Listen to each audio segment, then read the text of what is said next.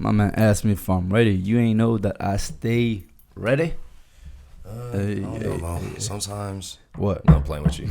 My man's always ready. Right. Alhamdulillah. Yeah. The phone's off the table. Yep. Phone's on silent. You already know what it is. Right. I think we start every episode saying phone on silent.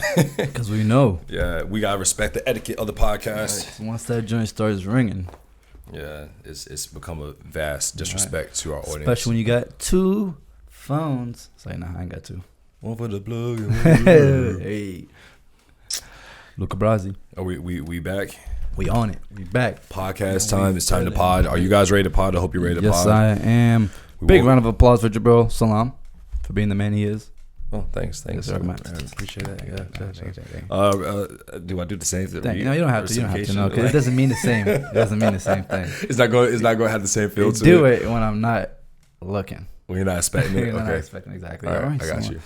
Today, we have an update episode to tell you, all you beautiful people, what we've been up to and what we will be doing. And also, we have some updates on some recent news events that we would like to go over. But before we spill the beans, let's do the damn thing. Oh, yes. Let's get it, baby. Tres, dos, uno.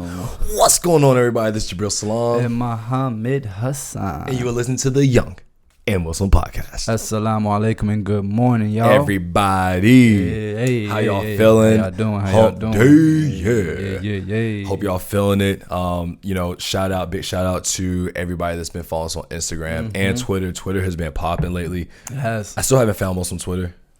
If you know where Muslim Twitter is at, I don't think it exists, to be honest. Yeah, I think it's just like people just say it just to say it, but it ain't really real. Right. How do y'all feel about Twitter? Because I mean, there's a black Twitter. I found that. Yeah, the black Twitter is real. Black Twitter is real because there's a lot of black people, right? Exactly. The Muslim Twitter is kind of hard because we're all over the place. Anyways, everybody's been hitting us up on Twitter. It's been dope. We need to use that platform a little bit more. I like Twitter, but it's hard. It's hard to keep up with. Yeah, I don't think we're giving it the right attention. Because we spend a lot of time on Instagram, so maybe that's it. But that's where majority of people reach out to us when we get the DMs. So anybody that's been shooting us DMs lately, anybody that keep them coming. Yeah, that's been telling us, things that's going on in their lives, or just hitting us up and saying how much they appreciate the pod. Yeah. We appreciate you guys because you guys rock. Right.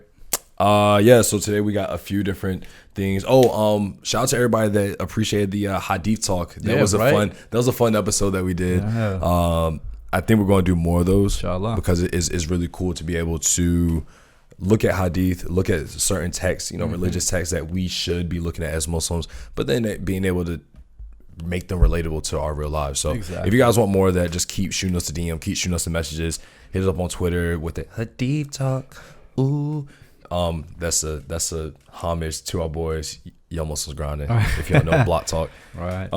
So just keep shooting us the messages, letting us know. And also when we see that there's some messages that are comprised of some topics that we are going to be using. Yeah. So if you have anything that you want us to talk about, please send them. The more topics, the better. Obviously, if it's something that's inappropriate, we won't even acknowledge it.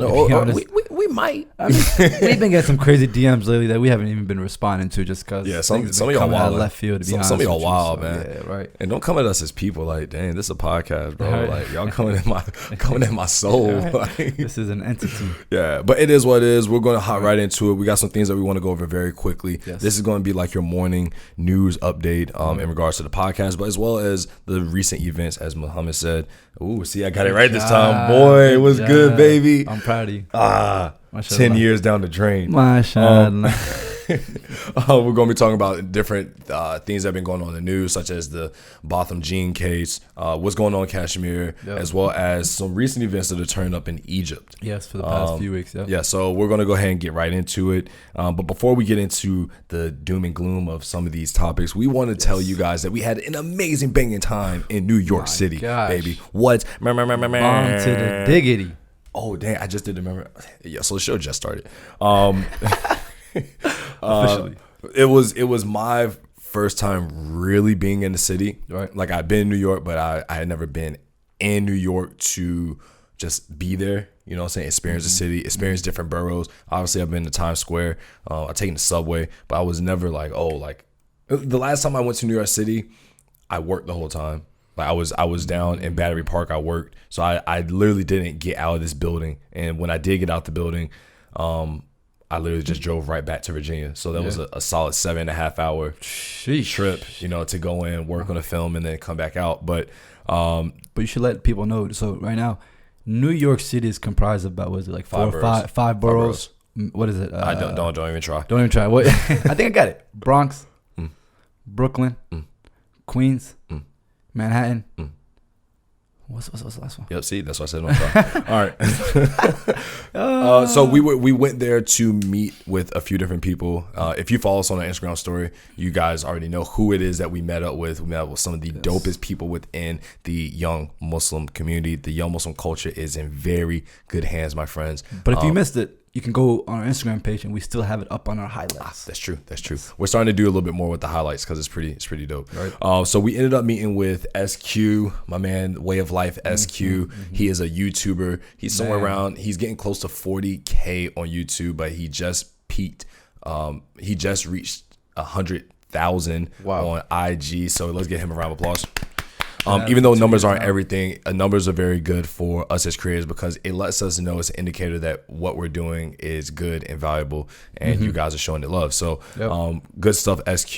We had Hijama done on our camera guy, Mokan. He loved it. It was a lot of fun to sit there and watch that go down. And a lot of people knew about it. A lot of people like, yo, my grandma does that, you know, or my so-and-so does that at the house. So if you've ever got it done, let us know. Or if you are in New York City, let us know. He's located out in the Bronx, and he's accepting customers for both male and female because his wife does it as well. Exactly. They have a clinic. So it doesn't matter who you are or what you're about. That hijama stuff, it looks like the real deal. And you can follow him on all platforms, including like TikTok. My man's crushing it. His social media game is on fire. So make sure you're going, follow him. It's Way of Life SQ, like the letter S, the letter Q. So go ahead and give him a follow. But we had some really, really great conversation with him, man. And it was our first time meeting him in person. Inshallah, we'll have him on the podcast. So we're working behind the scenes. Oh, speaking of behind the scenes, Mo. Ooh, BTS. Yes. I don't know if that's going to be the official name, but we're doing a new vlog type style thing that will only be exclusive to Instagram. So you guys be on the lookout for that. That will be coming soon. We just got to, work out a few kinks, and then it'll be up for you guys to watch our trip to New York and the hijama and all that stuff. So after we met with SQ, the sole reason, not the sole reason, but the biggest reason we went there is because we had some friends from the UK that were coming to visit for the first time in the US. Yeah, so had to pull up on. Yeah, they hit us like a month and a half in advance. They're like, "Yo, bro, if we're gonna be here, come see us." One heck of a notice, right? See, I like how they do it in the UK. Right. They don't hit you with that African time. They hit you with not that just in time. They hit you with the month in advance notice, and you're like, "Yo, if you don't come." Yeah, you know what's up. Exactly. So they hit us up, Mamadou Tal and Farhad. I don't think I got his last name, but they are two of the 6 or 7 people on the Baraka Boys podcast. They had a talk out in Boston, and we got the opportunity to meet with them in New York at the tail end of their trip. Right. And it was really cool because not only did we meet with them, but we also met with our friend Nadira, who you guys, long-term listeners of the podcast, have probably seen the episode with Nadira. And then we also met with Sister Radia, who is in New York, and she has been a long-time listener, really dope friend. Yeah, I think I said it wrong. Apologies. And then we met with some other people who we met with our friends from Servermill. If you have really long time listeners, if you've been following the IG lives, which we do every Tuesday at 6 p.m. If you've been following those, then you know the people from Servermill. They were literally our first IG live guests, and we met with one of the brothers from there, and that was really cool because we finally got to meet somebody who we've been friends with for so long in person. It was dope. How'd you feel about meeting internet friends for the first time? Internet friends turn into real friends. I mean, we've been following Mamadou and Fahad for about, how long would you say? A little less than a year.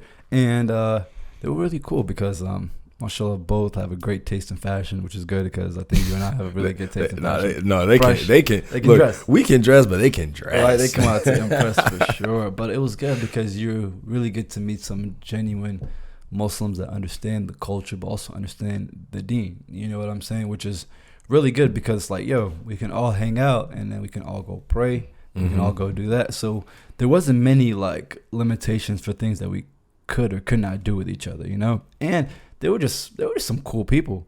And they actually loved the vibes. They loved the U.S. and they're very, very knowledgeable. We had some very thought-provoking conversations in regards to just racism, Islam, culture, young Muslims, family dynamics, culture. There's so many different things that we went into, but we can all relate, right? And we got a first look of how the UK actually is. You know, thank God for Top Boy because I gave us a little bit of insight. But hey, you gotta watch Top Boy. This go watch that. Go check out bomb, Netflix, bro. Right? But no, it was cool because like I haven't met many UK Muslims to be honest with you. Well, you know, like me, I haven't met them in person, but I'm friends with a lot online. So, inshallah, we end up out in the UK. We know a lot of our listeners are from the UK, and they listen to the podcast too. We appreciate all of our friends and fam over across the pond. We appreciate y'all, love y'all. You know what? I want to interject right with this whole UK thing. A lot of people say, "Yo, we love you guys. We love our orange." Like we genuinely love you guys. Right? Like y'all really have come on board and held it down. You know what I'm saying? Like doing this stuff is a lot of fun, but it's not easy. And you guys, whether you're listening, we had brothers from Indonesia hit us. We had people out in Pakistan. We had people out in Malaysia. We had people all the way out in Australia. You know what I'm saying? We had people in places we've never even heard of hitting us up like, yo, like, bro, we appreciate y'all. You know, we like the podcast. We enjoy it. And that really drives us to keep doing what we're doing, all the traveling, all that stuff. So we really appreciate all the love and support. Just had to throw that in there because it really is genuine love. It's not just like this, oh, we love you guys. Exactly, like, you know, like we genuinely feel for you guys. So thank you. So back to New York trip, though. So after we ended up meeting with them, we hung out for, after we went and we picked them up, because it's actually kind of hard to drive in New York. So but my man Mo drives like a NASCAR driver. Like this man, you were born to drive in New York City. Bro. This man was he almost hit a lady. No, I didn't hit a lady. No, I said almost. Yeah. Yo, nobody startled her. No one bro, she wasn't even shook. Look, of everybody in the car, the lady, you, I was the only one that was like, what? He got so close to the lady that I'm pretty sure I could read the tag on her shirt. Like that's how close. 100% cotton. Lord. Oh man. Yo, like I just looked at him and no, everybody was carrying on the conversation.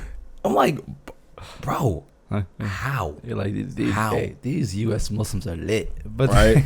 Yeah. But yeah, so after we went, we picked them up. We also got in touch with Nadira. She was also on the trip, and you'll see a lot of footage when it comes to the behind the scenes vlog that Jabril had mentioned.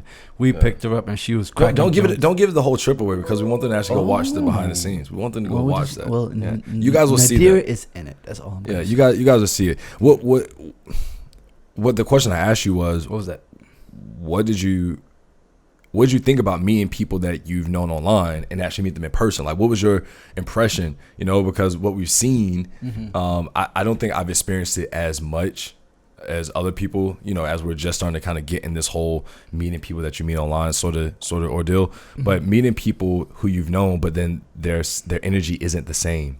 I mean, that's tough because, like, I'm saying, did you feel that with them? No.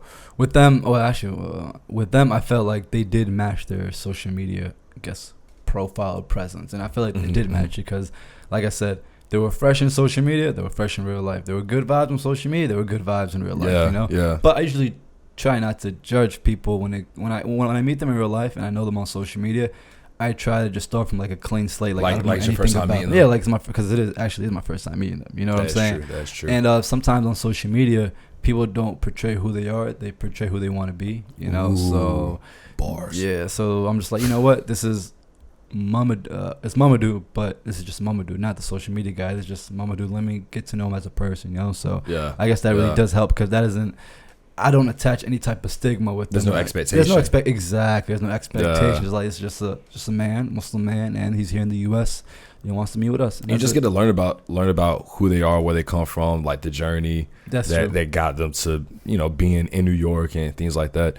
I thought it was really cool, man. I thought it was cool to link with not only them but the two sisters we were with. Yes. Because Nadira is a little bit different. I've known her longer off of social media than anybody, to be honest. The people that we've known online. Well, I was just saying in general, like, and as just her specifically, I've known her longer offline than I have online. Oh, okay. You know what I'm saying? Because it was like as soon as I actually start following her and getting to know her, it was like, all right, boom, we met her in person because we recorded with her, and then after that, it was an offline relationship where it was like. It was really genuine, you know, that's family. You know what I'm saying? Family. This is more than salami than we family. This is just like, yo, like she's legit like family, you know what I'm saying? Yes. So hard worker too. Yeah, absolutely. So wish nothing but the best for all of them. We went to this dope halal spot. Oh my God, that burger was good. But when we go back to Norfolk, there's a halal spot down there called the Five Boroughs. Coincidence, right? There's a spot called the Five Boroughs, and it has the best burger, the best halal burger I've ever had. They got bacon on there. They got an onion ring on there. They got a thick patty. The bread is good. All the condiments, all the fixings on it, bro. Like it is delicious. Holy cow! That's what it was called. No, yeah, that was the name. That was the name of the halal spot. They were looking at me like, dude, what are you doing? My God, it's such a fob. But yeah, so New York was dope. Meeting internet friends was cool, and we definitely recommend it. The key to any good relationship that goes from the internet to real life is 2 words or 3 words or 4 words. Sorry. Keep the same energy. Yes. Always and forever. Keep that same energy. When you guys meet us, it's literally like you're sitting on the podcast with us because we keep the same energy. Just point blank. That's important. You good? Yeah, no. Problem. Just messing up playing with you. Back in Egypt. Oh, no, I'm just messing with you. So we talked about behind the scenes. We talked about New York trip. One thing that I did want to hit on. After we ended up eating, we all went and prayed. Alhamdulillah. Oh, yeah. We were at the masjid that Dave Chappelle prayed in, so I thought that was pretty cool. Yeah, that was, the dude was like, I pray right next to Dave Chappelle. Yeah, so. That is pretty dope. Especially for if people. If you didn't know he was Muslim. I was about to say that, especially for those that didn't know that, so. Yeah, he's Muslim. Yeah. I was about to say, you already know. I had to pause. Fifth. Oh my God. Oh, just something really quick. We talked about Aji Lives. Something really quick. The state marriage law in New Jersey. I think since we're talking about like things happening up north, they just recently moved the state marriage law in New Jersey up to 18. I think they're either working to do it or they've already done it. I think Pennsylvania is doing the same. So now I think nationally, because every state is different, but I think the average is about 15 years. 15 years young. Yo, no one should be getting married that young. I don't care what your tradition is. No one should be getting married in their teens like that. And the reason is because there's so much of life that you haven't explored yet and that you don't know about yourself. Real life. Yeah, real life outside of living with your parents or high school. You know, you haven't been at school yet. Yeah, like there's so much that you haven't experienced that you don't know. And then you're married. It's like you don't even know if you like or dislike these things. Now, listen. People probably think like, okay, back in the day, kids were getting married at a younger age. But we're talking about now. Bro, it's because the life expectancy was like 35, 40. Great point. Like now we're living to we're damn near 100. Good point. That's a very good point. I know. You know what I'm saying? So, and there's multiple reasons why people get married young, right? But now in today's age, especially depending on where you live, it's like, bro, if my sister was getting pressure to get married, I would snap right now because she's 15. Like, it's crazy. You know what I'm saying? Like, that's wild, B. Yeah. That's wild. I mean, at 15, for those type of decisions, it's like more than likely somebody's making the decisions for you. Yeah. All right, there's somebody pulling the strings. Bro, not too long, someone was wiping your butt. Like, literally, someone was wiping your butt a decade ago. And I'm trying to also understand, like, religiously, there's so much to understand about, like, the nafs. You know what I'm saying? There's so much stuff that you're just growing, and there's so much more to learn. I don't even think well, I could be wrong, but 15, I don't think you're even at your religious prime. You know what I mean? Like, there's so much to learn about spirituality. You know what I'm saying? Like, man.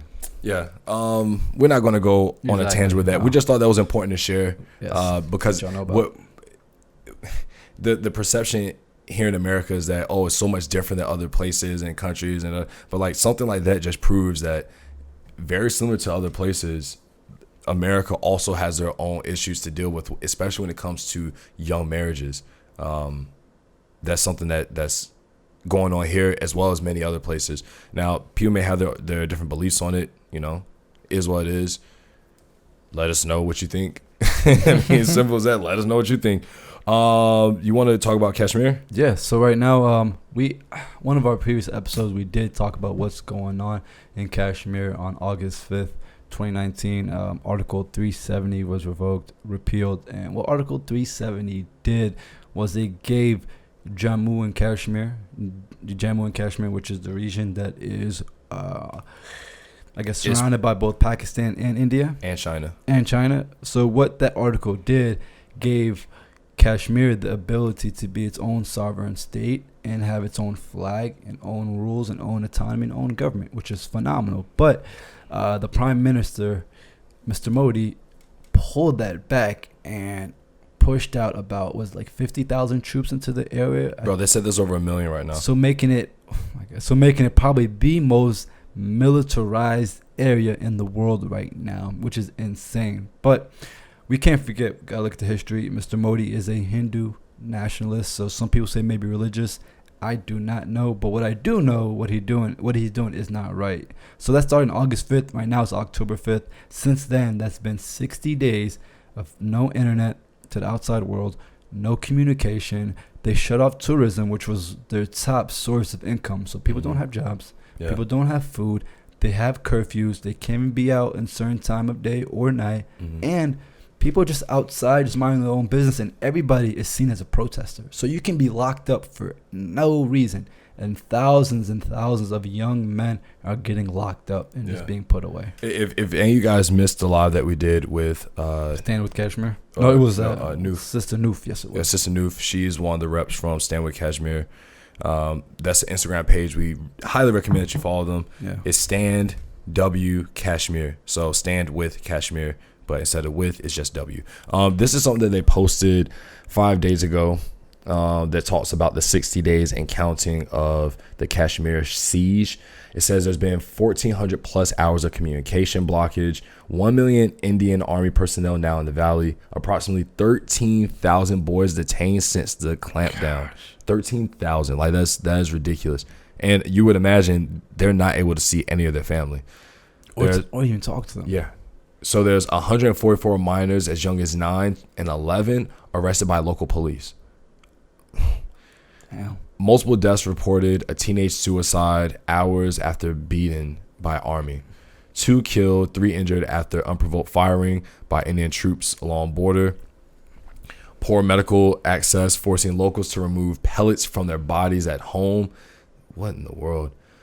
Women deprived of sanitary necessities under lockdown. There's no medicine, there's no medicine. There's really no imports or exports. They're basically shut out. Residents are forced to rent homes to Indian forces. Doesn't sound like they're renting. It means before that 370, what Article 370 did was also give them full autonomy. Their land was theirs. Nobody can buy land. Yeah, unless they were a resident of Kashmir. Now anybody can come in and buy it. So the government identified land to set up insulated winter huts for thousands of troops. Civilians subjected to third-degree torture, and 3.5 million people impacted as fruit export industry suffers extreme losses. So basically, they have no way to bring in income, no way to communicate, no way to get money in. What they're doing is it's a blockade for all sorts of aid. They're starving the people of the basic necessities that they need to live, to survive. Is our intent to continue to give information on what's happening in Kashmir? But it's very difficult, as you could imagine, with a blockade of all sorts, including information. It's very difficult for us to get the information necessary to keep you up to date. So It is our greatest intent to bring on someone who is more knowledgeable on the history of Kashmir, as well as what is going on. Maybe they have ears to the pavement, a lot closer to the people that are being affected. And we want to bring that person onto the podcast to just talk a little bit about the depth of the severity of what's happening there. As we said before, because we took on the responsibility of talking about what was happening in Sudan, and granted, it was a lot different because it was so we were able to cover it for so long, and there was so much information about what was going on. The history was so rich about it. It was easier for us to talk about that because the information was more readily available. With this, it's a lot more difficult. However, we are committed to what our religion commands us to do, and that is to speak justice for those who feel that they're being wronged. It is to speak out against the injustice, not only in the society, but within ourselves, and speak right for those, regardless who is for or against. As Muslims, we all need to be keeping our eyes on this, as well as many other issues that are going on in the world. It seems overwhelming at times because there's so much wrong going on that you feel like I can't do anything. But literally listening to this, going and doing research, figuring out how you can help. And if it isn't with this, maybe it's with something else. Maybe it's in your own country. Like here in the U.S., we have some big issues. We do. We have some very big issues. And we're going to talk about one of them. Yeah. One of them, there was just a ruling on former Officer Amber Geiger. Sorry. Yeah. Sorry. She just received 10-year sentence for the murder in cold blood of Botham Jean, the man who was literally just chilling in his living room. In his own home. Chilling in his room while someone walked in thinking it was their apartment and shot him. Fatally shot him. Yep. How do you feel about this, man? Like, I don't look. We don't have to go. Like, we just at least put out some facts because it makes me even. We could spend a whole podcast talking about the. What? Yeah. Just the things don't add up. So Amber Geiger is a police officer out in Dallas, Texas. She is a so-called veteran, 4 years in the force. So what happened was she just got off a 13.5-hour shift, which I think is funny. They mention that because they never say that about anybody else. You know what I mean? Oh, man, my dad worked 16-hour shifts. You know what I'm saying? But they never said anything like that, you know? But anyway, she got off a so-called 13.5-hour shift. She was exhausted.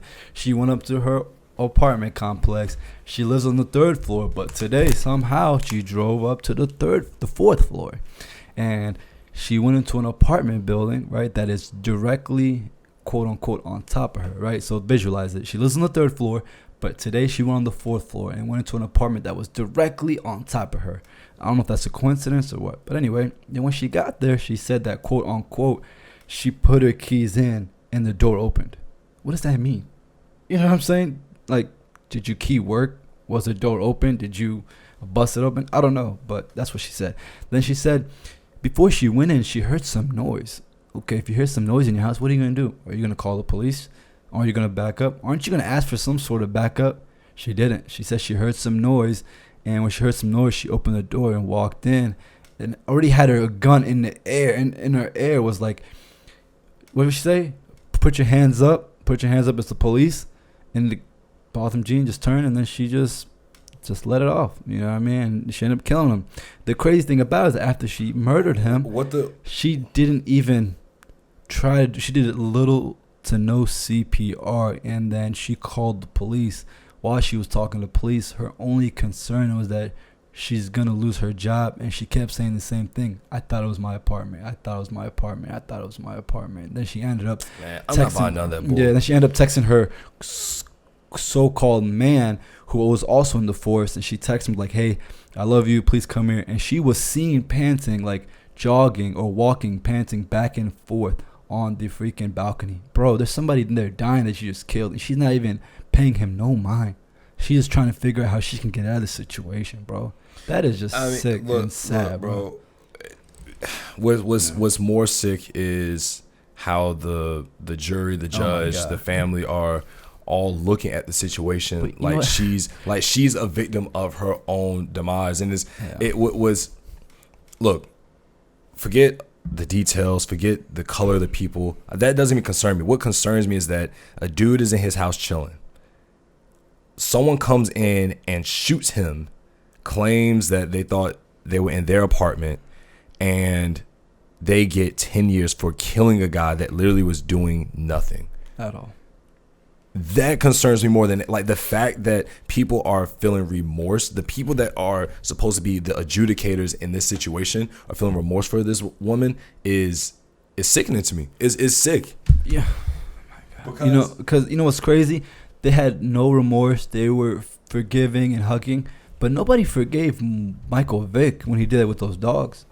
They were like, "Yo, no. Don't bring any other case. Don't talk about nothing else. Yeah, this doesn't have to do nothing with Black Lives Matter. Right. This has nothing to do with no police killings. Yep. This is the isolated incident, right? Civilian on civilian. Because she was an off-duty officer. Exactly. She wasn't even working.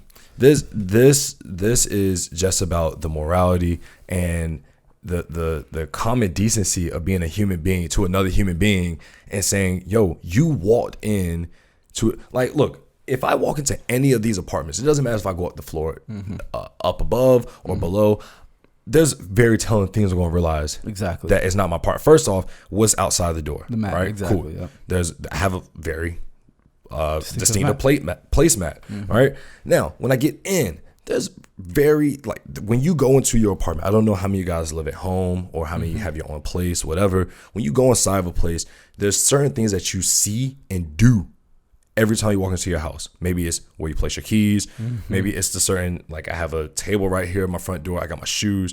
There's certain things that just you realize, right? Yeah. And with the situation being that this is a trained officer, even if you're panicking, you're trained to be able to deal with stress under pressure. You know what I'm saying? You're supposed to be able to be calm under pressure. Even if you're like, someone's in my house, you're supposed to be able to look around and be like, this isn't my house. Exactly. Like, what I'm saying is, if you remove all of the aspects of this case, whether, with this being a woman, a white woman, or that being a black man, remove that, right? Remove those prejudices. Yep. Those prejudice. Yep.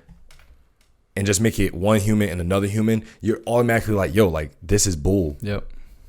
Like, no, bro. Simple as that. Simple. Like, it's very simple. In their own house. Yeah, and what makes it even worse is that the people who were testifying against it, one brother named Joshua Brown, he actually was killed this past Friday. 10 days after he testified. Yeah, and he was receiving death threats up until the point where he testified. I wonder why. Yeah. All right, he was receiving constant death threats, and then he gets killed in the parking lot. Yeah, of the apartment building. Yeah, and what's interesting is people want you to think, oh, well, it's not connected. We're seeing stuff like, oh, like we don't know, it might not be. Well, why else would this dude get killed? Well, how about this? We don't know. Right. We don't know, but it has to be investigated and looked into as though they are connected, because it's very coincidental. Correct. Why would someone go through all of that trouble to kill someone who is really just trying to get justice for what was supposedly an accident? And I don't know why they didn't protect his identity. I mean, why did they even have cameras? Like, that should have been a closed, you know what I mean? It should be a closed door thing. You don't want to go into all the detail because we don't know. You know what I'm saying? We don't know the legal system. We don't know that stuff. So you don't want to go into all the detail. But the fact of the matter is, he's dead. A woman that recorded certain aspects of the incident, she gets fired from her job. The video gets taken into police custody. I was reading that in an article earlier. Basically, it has like Botham's last moments. The woman that recorded what happened? Yeah, that she recorded. Like he was like, yo, why'd you shoot me? Wow. Like, this on camera. And like, now the police have custody of that tape and so on and so forth. Look, all in all, it's a very sad day for justice, especially when we let emotion overturn the right decision. And the right decision should be to put her in jail for as long as possible. Exactly. Yep. For as long as a sentence is merited. Exactly. I mean, look, I don't know what merits life and what doesn't. That's not my call. Yeah. Right. I'm pretty sure it's a very tough job. However, for a judge and for family members and people be hugging this woman who literally just killed someone in cold. I've never seen that before, bro. It's just sad, bro. It's sad because the state of my people. I could go on and on with it. I'd rather not. Look, the simple fact is I've been to court. You know what I'm saying, for other things. And when I was there, I've seen other people in front of me. When they get that sentence, they don't even let the black person even hug their family. Look, you know what I'm saying? Just in general, they don't even let anybody hug their family. After they get the sentence, the judge hits the, what's it called? What was the judge called? The gavel, hits it down, and they get cuffs on. That's it. There's no hides. There's no buys. You just wave. There's no hugging. So they over here giving her the Bible, hugging her, telling her verse in the ear, and what? Like, bro, it's OD. It's OD. And for a group of black people to present this weak mentality, I'm trying to choose my words very choice. Right. This weak mentality of so-called forgiveness. Yeah, bro, that's not forgiveness, dude. I mean, look, that's their decision. That's their decision. I personally think what she was presenting was a load of bull. I think that this greatly undermines the justice system, because that means that you can let your emotional toll and the emotions of someone else dictate whether what they did was right or wrong, based on their emotional state, which I think is ridiculous. Let's just move on, bro. Yeah, exactly. I'm starting. That's what I'm saying. All right. Last thing that we do have on the docket. This is going to be controversial. The sister that didn't get a job because she requested Egypt, and we'll talk about that in the Egypt. Oh, okay, the Egypt. Okay, no, we'll just talk about Egypt, because since we're on the topic of just like foreign things going on, except for the U.S., right? Yeah, right. Yeah, sorry. But yeah, so a few weeks ago in Egypt, obviously. Rest in peace, Botham Jean, bro. Yes, before we move on, rest in peace, Botham Jean. Rest in peace, Joshua Brown. To your family. Yeah, man. Everybody, bro, for sure. This is a real sad time where you can't even feel safe in your own home, just chilling. You know, it sucks, because as young black men living here in America, as young people living in America, as people that live in America, you can easily put yourself in that situation. But more specifically, as being a young black person, you put yourself in that situation because this court case would have been completely different if the roles were reversed. Yep. And so I feel for Botham, because I feel in a way that what happened to him can literally happen to either of us. It can happen to people we know. And the situation would be very similar in a way. And it's just not fair. It's not right. I'm waiting for people to come into this country and look at what's going on and say, like, yo, like, this isn't right. Yep. You know, just how we do for many other places. Right. So yeah, rest in peace, Joshua Brown. Rest in peace, Botham Jean. Michael Brown, Eric Gardner. We're just gonna stick with this, bro. We're just gonna stick right here. Next, talk about what's going on in Egypt. So a few weeks back, well, let's actually reverse to what happened in 2011 when there was the whole Egyptian revolution with the Arab Springs movement, and they overthrew the president and dictator at the time, Hosni Mubarak, after his X amount of years in reign, or X amount of years in control. They ended up, overthrowing him, and then they had somebody else come in named Mohammed Morsi with the Muslim Brotherhood. Then a few months later, obviously he got locked up by Abdel Fattah Sisi, who was the general of Egypt, but now is the commander-in-chief of Egypt and now the president. So those are the two highest levels in Egypt, and is usually controlled by two different people. Like, one can overthrow the other, one checks the other one, but now he's both. So there's nobody on top of him. Yeah. So this was a plan that he had for a while. You can tell, so now he's under control, and about a few weeks ago, a private contractor that worked for him actually spoke out. He's actually on flee right now in I don't know what country, but definitely not in Egypt. So he ended up speaking out and posted some viral videos online. I think it was primarily Facebook, talking about what's going on with Sisi. And he was saying that there has been some multi-million, even billion-dollar projects that were put out, and they weren't even paid, right? And Sisi's going around telling them that we have no money. So to put things into perspective, so what happened was they ended up building 5 to 6 palaces for the army veterans, and for people to come in, for international foreigners, and delegates, all that stuff. They said that Sisi's house is almost 5 to 6 times the size of the White House. I've been in the White House. That is no joke. They were saying why do you even need a house that big? They were saying one of the floors in his home is about $130 million. And that right there can help with the infrastructure in schools. So if you guys know, Egypt does not have, their school system is not good at all. You know, we are lacking infrastructure. So what happened was that he would have all these different projects, but he wouldn't even complete them. He would just be like, just stop. And he wouldn't even pay the people. And now he's increased crazy amount. I mean, gas and oil prices about 30-40%. Imports have been taxed about 30-40%. It's just insane. So the people just had enough and speaking out. So shout out to the guy Muhammad. That is something brave that he is doing, because that wasn't easy, you know. And he's just sucking the country for everything they need. And they asked him like, yo, why aren't you investing in education? He said, who needs education when your country's already lost? You know what I'm saying? I'm like, wow. Damn. Yeah. And it's somebody that runs the country. And he amended one of the constitutional, I guess, rights or constitutional alignments in Egypt, where he was supposed to have a re-election in 2022, but he ended up changing that to 2030. So there's nobody stopping him. All right, so what do you project is going to happen in Egypt within the next few months, coming years? I do not know, because, you know, looking at it, the state of the Egyptian people, they're just tired. I mean, after they fought and everything, Hosni Mubarak, they thought they had it, but they had no plan. You know what I'm saying? Do you think they'll take inspiration from Sudan? Yeah. Oh, yeah. Obviously, bro, when they were in the streets, they were actually singing Sudanese songs in chants, the same ones that they were singing in Sudan. You know what I'm saying? And asking for it. So it's lovely because we have inspiration now. You know, Sudan did it, and nobody thought Omar Bashir would leave, you know?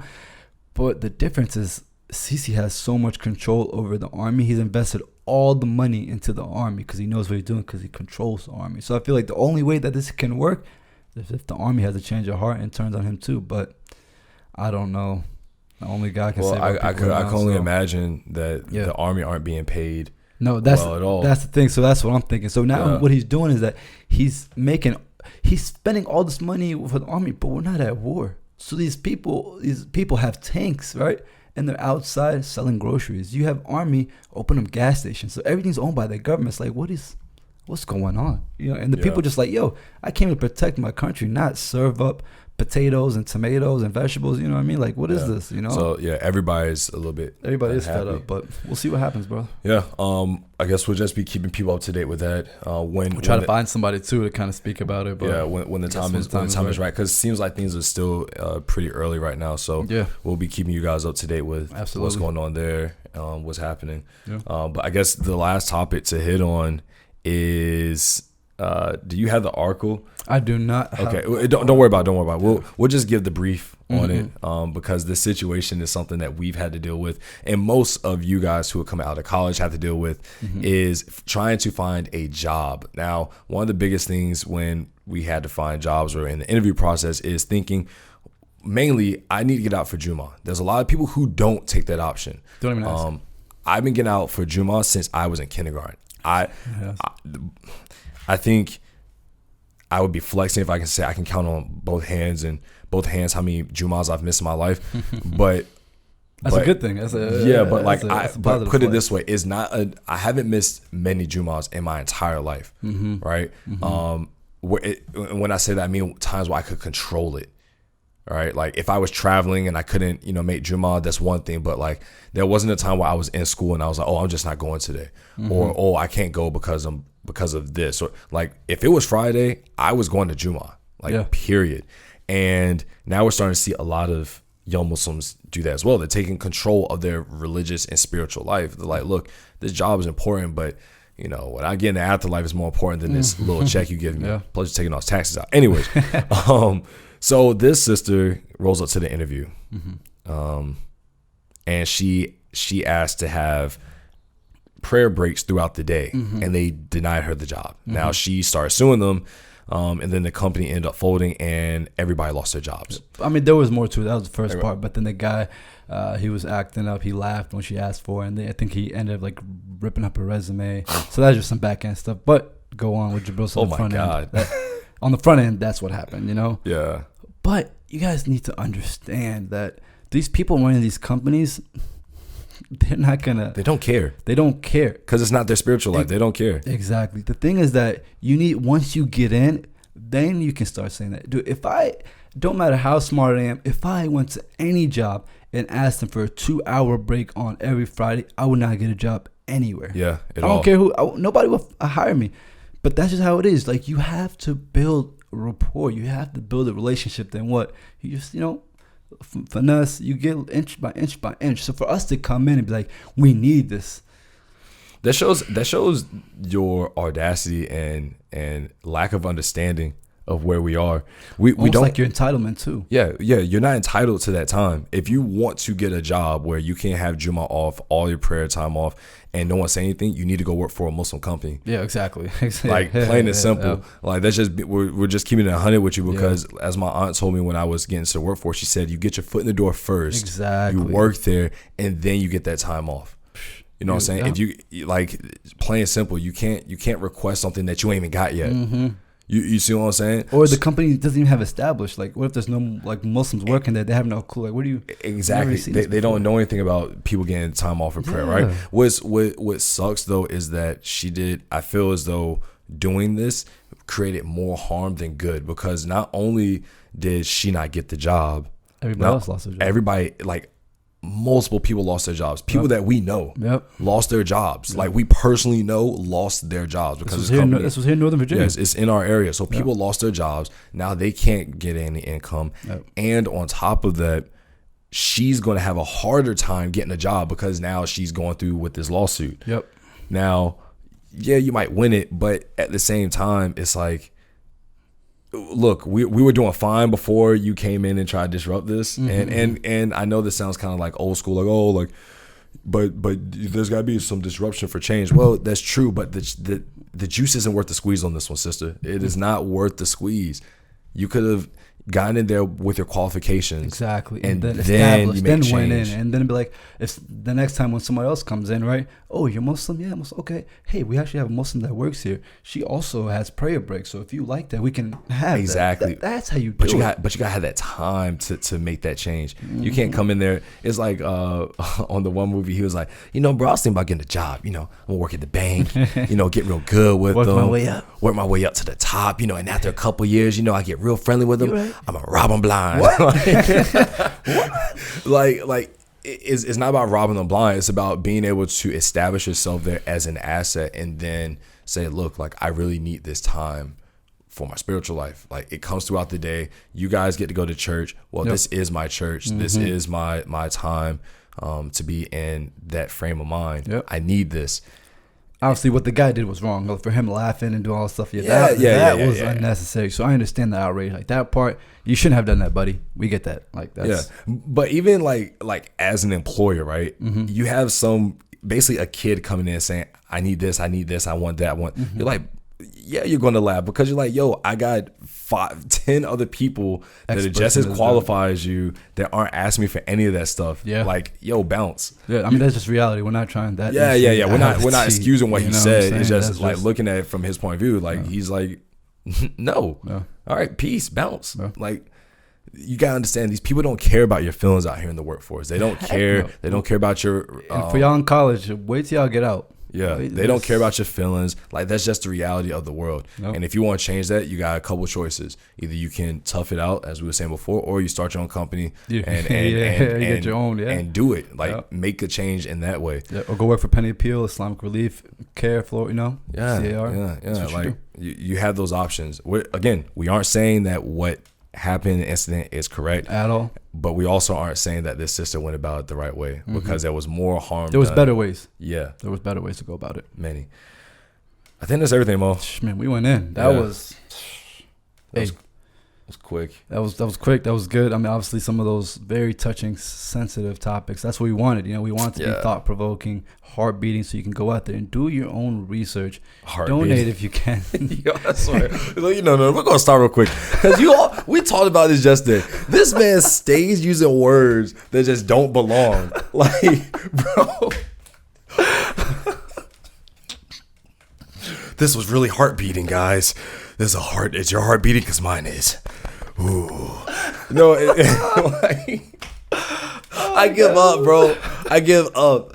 That's what happened. This was a heart-throbbing episode. Heart-throbbing, bro. You are the most fob.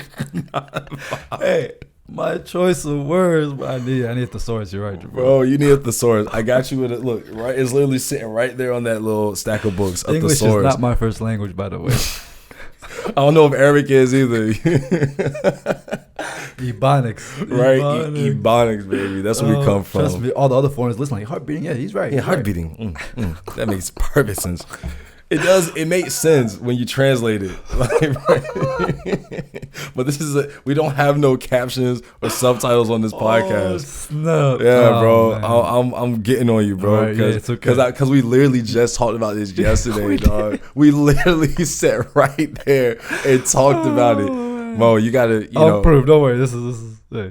All right, just how I'm saying Muhammad now, and I'm trying. It's cool. I get it. You trying, bro, and I respect it. I respect it. Thank you, brother. But nah, for real. If you guys are fobs out there, it's okay. Just know that even if you're a fob, you can still have your own podcast and be somebody in this world.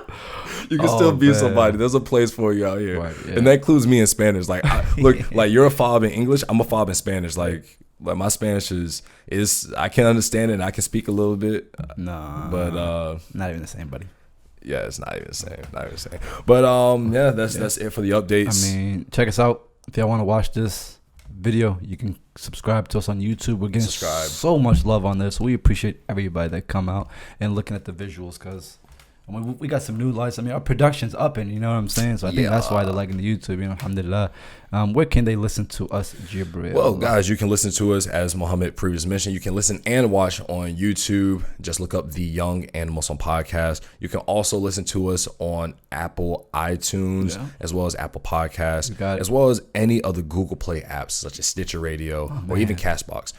And then primarily, all of our stuff goes up on SoundCloud, so you can also listen to us on there. Make sure you always like, subscribe, and leave us comments because we love replying to you guys and seeing how you guys are doing and what you think of the episodes. Right. Hit us up on social media, Twitter, Instagram, Young and Muslim. That's YOUNG, the letter N, Muslim, both on Twitter and Instagram. Like us up on Facebook, the Young and Muslim Podcast. Bing, baby. Yes, we may be getting on TikTok soon, but that's soon come. We'll see. Matter of fact, hit us up if you use TikTok. Right, yeah, right. If you use TikTok, you're a TikTok user, shoot us a quick DM on IG or tweet us and be like, yo, y'all need to get on TikTok. We'll check it out. I don't know about it yet. I've been doing a little bit of research, scanning. But if it's worth it for us to get on TikTok, let us know. I think TikTok is something new that a lot of people are very late on to the party, but who knows? Again, we appreciate you guys. We love you guys. Every episode is just getting better and better the more that you guys hit us up with topics, as Mo said in the beginning. So thank you for listening, and let's wrap this up. Let's go, baby. All right, so for the last 52 minutes, you have been listening to the Young and Muslim Podcast. I am Jibril Salam. And Muhammad Hassan. And those are the crazy hands. And we greet you with the greens of peace. Assalamu alaikum. 2 up, 2 down. Peace. Yeah, baby.